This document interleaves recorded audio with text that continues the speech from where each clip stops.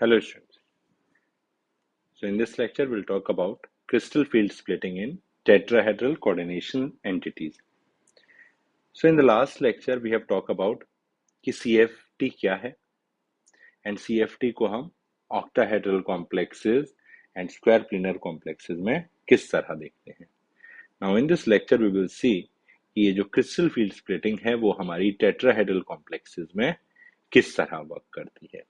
तो अगेन जैसे कि हमने वहां पे किया था कि मान लेते हैं दिस इज द एनर्जी,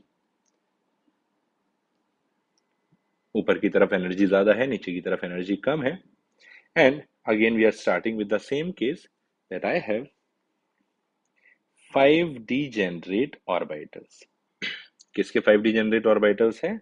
मेरे पास ये डी ऑर्बिटल्स हैं फ्री आयन के, है ना. मतलब क्या है कि हमारा जो सेंट्रल मेटल एटम है उसके पास जो 5 डी ऑर्बिटल्स हैं, जब कोई भी लिगेंड फील्ड नहीं था तब वो इस तरह थे, दे आर डीजेनरेट. नाउ मान लेते हैं कि एक सिमेट्रिक फील्ड हम क्या कर रहे हैं, जैसे कि हमने ऑक्टाहेड्रल और स्क्वायर प्लेनर में जब दिया कि जब हम एक सिमेट्रिक लिगेंड फील्ड देंगे तो लिगेंड के पास क्या है, इलेक्ट्रॉन्स हैं, मेटल के पास भी इलेक्ट्रॉन्स हैं, जिसकी वजह से क्या होगा, मेरे मेटल्स के ऑर्बिटल्स की जो एनर्जी है वो क्या हो जाएगी, बढ़ जाएगी. तो पांचों ऑर्बिटल की एनर्जी बढ़ी, बट यहां पर हम क्या दिखा रहे हैं, that still the energy, this is the average energy of the d orbitals in spherical crystal field. now spherical crystal field जब मैं बोल रहा हूं तो उससे मतलब क्या है कि जब हर तरफ से जो लीगेंड का फील्ड आ रहा है, जो इलेक्ट्रॉन डेंसिटी आ रही है वो क्या है, सेम है, जिस वजह से पांचों ऑर्बिटल्स की जो एनर्जी बढ़ी वो क्या बढ़ी, सेम बढ़ी. नाउ हमें पता है कि इन टेट्राहेड्रल कॉम्प्लेक्स क्या हो रहा है कि 4 लिगेंड अप्रोच कर रहे हैं मेटल को, and those 4 ligands are basically between the axis. ये सबसे इंपॉर्टेंट चीज है जो हमें यहाँ पर देखनी होती है कि हमारे जो 4 लिगेंड हैं वो बिटवीन द एक्सिस वर्क कर रहे हैं. कि मान लीजिए ये एक, अगर मैं क्यूब ले रहा हूं तो ये मेरा अगर एक मेटल सेंटर है, तो अगर मेरे 2 लीगेंड, एक इधर है एक इधर से अप्रोच कर रहा है, तो 2 लीगेंड मेरे यहां से और यहां से अप्रोच कर रहा है, लाइक दिस. बट हमारा जो एक्सिस है वो कैसी होंगी, कुछ ऐसी, है ना, एक्स वाई और जी एक्सिस अगर हम देखते हैं तो मतलब है कि अगर हमारी अलोंग द एक्सिस में कोई भी लिगेंड नहीं आ रहा तो मेरे ऑर्बिटल जो अलोंग द एक्सिस लाई करते हैं उनकी एनर्जी इस बार क्या हुई होगी, कम हुई होगी. और ऐसे कितने ऑर्बिटल हैं, जो काम हमने ऑक्टाहेड्रल में किया था यहाँ पे वो काम हमें उल्टा करना है कि ऑक्टाहेड्रल में क्योंकि सारे लिगेंड अलोंग द एक्सिस आते हैं, इस वजह से वो जो अपने 2 ऑर्बिटल्स हैं, that is D X square minus Y square and D Z square, उनकी एनर्जी बढ़ जाती थी वहां पे. यहाँ पर उल्टा होगा कि उनकी एनर्जी कम हो गई, whereas those orbitals which lie between the axes, that is dxy, dyz और dxz, इन तीनों ऑर्बिटल की एनर्जी क्या होगी, बढ़ जाएगी. एंड ये हमारा होता था द एवरेज एनर्जी की लाइन, जिसे हम कहते थे बेरी सेंटर. अब आपको अगर याद हो तो टेट्रा ऑक्टाहेड्रल ज्योमेट्री में हमने क्या कहा था कि ये जो गैप है इसे हम शो करते थे बाई डेल्टा नॉट. वहां पे जो ओ है वो रिप्रेजेंट करता है ऑक्टाहेड्रल को, सो यहाँ पे हो जाएगा डेल्टा टी. नाउ यहाँ पे अगर आपको याद हो तो ये डिस्टेंस हम वहां क्या कहते थे, that this distance is 0.6 delta not, but यहाँ पे उल्टा होगा, दिस इज 0.4 डेल्टा नॉट.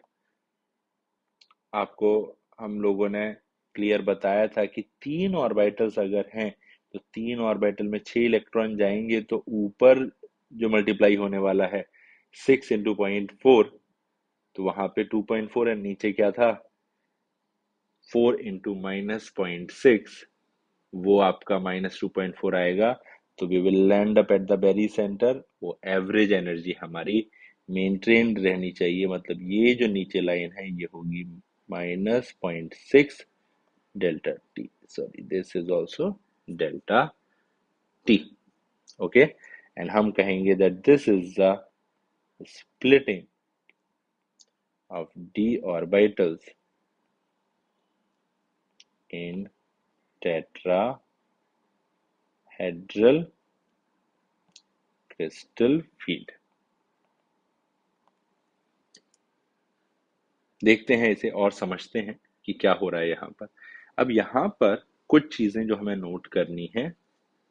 पहली चीज कि इस बार जो हमारे ये जो ऑर्बिटल्स है, कौन से, इन ऑर्बिटल्स को हम क्या कहते हैं, इन्हें हम कहते थे T2G इन ऑक्टाहेड्रल, बट यहाँ पर हम इन्हें T2 कहेंगे और इन्हें हम कहेंगे अपना E। कि वहां पर हमने देखा था कि T2 की जो एनर्जी थी या T2G की जो एनर्जी थी वो कम थी और E की एनर्जी ज्यादा थी। यहाँ उल्टा हो रहा है। पहली चीज कि यहाँ पर हमारा T2 orbitals are of higher energy than E। दूसरी जो पॉइंट करने वाली बात है कि वहां पर हम T2G बोल रहे थे और EG बोल रहे थे, बट यहाँ पर हम सिर्फ T2 और E बोल रहे हैं। It means why the G is removed in tetrahedral geometry।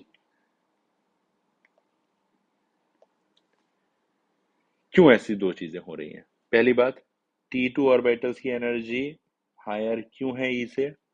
अभी थोड़ी देर पहले हमने एक्सप्लेन किया था। अगेन यहाँ पर हम लिख देते हैं द T2 ऑर्बिटल्स जो हैं हमारे, दे लाई द T2 ऑर्बिटल्स जो हैं हमारे, वो orbitals they lie between the axis. Also in tetrahedral geometry,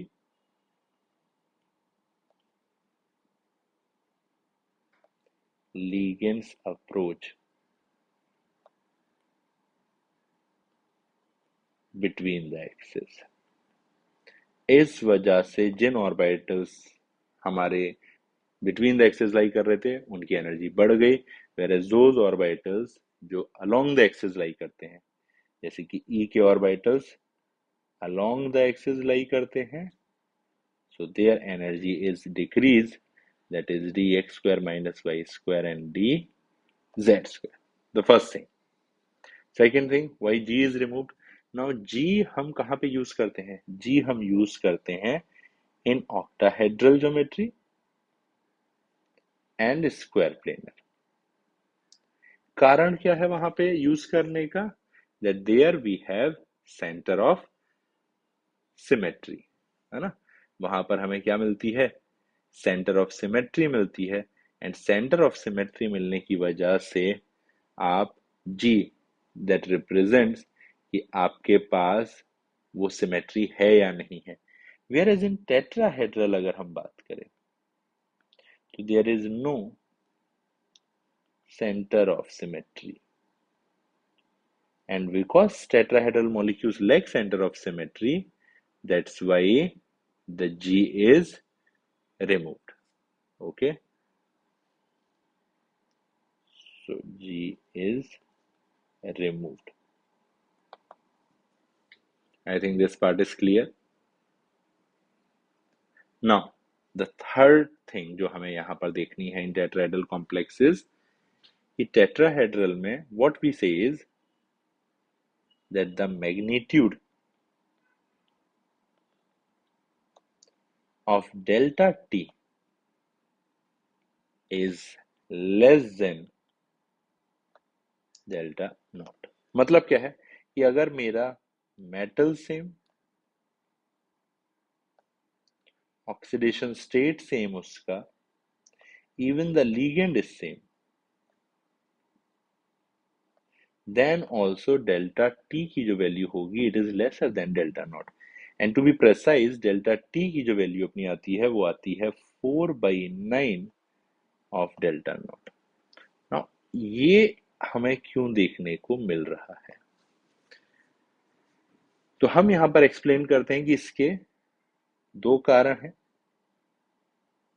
the first reason is यहाँ पे the number of ligands are 2/3. यहाँ पे 4 लिगेंड आ रहे हैं and in octahedral we have 6 ligands. The second thing is, हमने कहा कि लिगेंड भी अपने बिटवीन द एक्सेस हैं और ऑर्बिटल भी बिटवीन द एक्सेस हैं, बट अगेन उसमें भी they are not exactly lying along a particular line. ऐसा नहीं है कि लिगेंड जहां से आ रहा है वहीं से मेरा क्या आ रहा है, ऑर्बिटल भी फेस कर रहा है. इस वजह से अगर हम देखें तो हमारा एनर्जी तो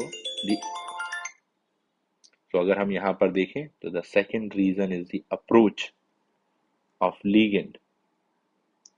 this also decreases the value of delta t, and that's why we found out that the delta t is 4/9 of delta naught. So I think this much is clear about tetrahedral complex.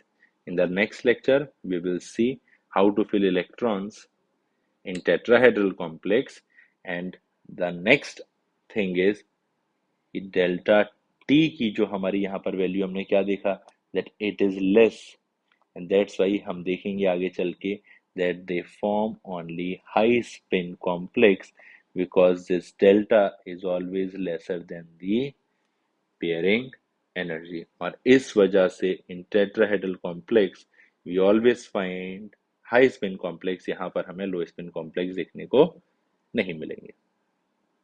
Thank you.